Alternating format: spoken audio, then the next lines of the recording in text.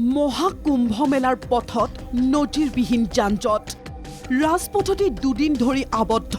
ticket নাপাই rail ষ্টেচনত তাণ্ডৱ একাংশৰ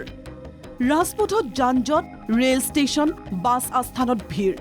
মাঘী পূৰ্ণিমাৰ পুণ্য স্নানৰ পূৰ্বেই উত্তৰ প্ৰদেশ আৰু কাষৰীয়া ৰাজ্যসমূহত সৃষ্টি হৈছে অদ্ভুত পৰিস্থিতি মাঘী পূৰ্ণিমাৰ পুণ্য স্নানৰ বাবে ৩-৪ দিন পূৰ্বেই ওলাই আহি লাখ লাখ ভক্ত আবদ্ধ হৈ ৰৈছে ৰাজপথতে এতিয়া এনে পৰিস্থিতি হৈছে মাঘী পূৰ্ণিমা পাৰ হৈ যোৱাৰ পিছতো বহু ভক্ত উপস্থিত নহবগৈ প্ৰয়াগৰাজত কেইবা লাখ বাহন প্ৰয়াগৰাজমুখী পথতে ঘণ্টাৰ পাছত ঘণ্টা আবদ্ধ হৈ আছে आप लोग प्रयागराज नहीं जा पाएंगे आज भी प्रवेश बंद हो सकता है कल भी बंद रहे तो आप लोग सभी यहाँ से यू टर्न लीजिए यू टर्न लेकर के वापस जाइए বিহাৰৰ পৰা প্ৰয়াগৰাজমুখী পথত ৩৫ কিলোমিটাৰৰ দীঘলীয়া যানজট ভক্তই ৰাজপথতে পাৰ কৰিছে নিশা সোমবাৰে মহাকুম্ভ মেলাৰ পথত ৩০০ কিলোমিটাৰ জোৰা যানজটৰ সৃষ্টি হৈছিল যদিও মঙলবাৰে যানজট কিছু পৰিমাণে হ্ৰাস পাইছে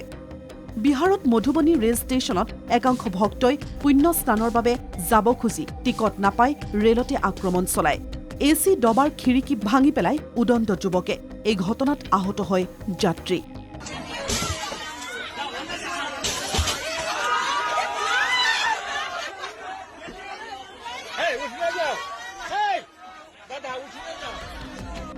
ৰাজপথ ৰেল ষ্টেচন আদিত সৃষ্টি হোৱা এনে পৰিস্থিতিৰ বাবে প্ৰয়াগৰাজৰ প্ৰশাসনে ভক্তসকলক গুগলত ৰাজপথৰ অৱস্থা চাইহে আগুৱাবলৈ আহ্বান জনাইছে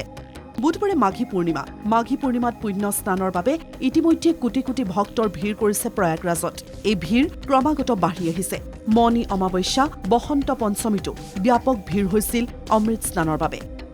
মনি অমাৱস্যাৰ দিনা পদপিষ্টৰ ঘটনা ঘটিছিল মাঘী পূৰ্ণিমাতো কোটি কোটি ভক্তই স্নান কৰিব ত্ৰিবেণী সংগমত পুনৰ যাতে ২৯ জানুৱাৰীৰ ঘটনা নঘটে তাৰ বাবে সষ্টম হৈছে আৰক্ষী প্ৰশাসন ইফালে মহাকুম্ভ মেলালৈ গৈ নিখোজ শিলচৰৰ এজন যুৱক শিলচৰ মেহেৰপুৰ কুৱাৰপাৰৰ সুৰজিত ৰায় গৈছিল মহাকুম্ভলৈ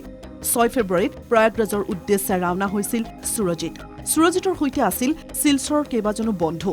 ৮ ফেব্ৰুৱাৰীত উপস্থিত হৈ ত্ৰিবেণী সংগমত স্নানো কৰে তেওঁ উভতি অহাৰ সময়ত নিখোজ হয় সুৰজিত পত্নীৰে সুৰজিতৰ শেষ কথা হৈছিল ৮ ফেব্ৰুৱাৰীতে ইয়াৰ পিছৰে পৰা সুৰজিতৰ ফোন ছুইচ অফ হৈ আছে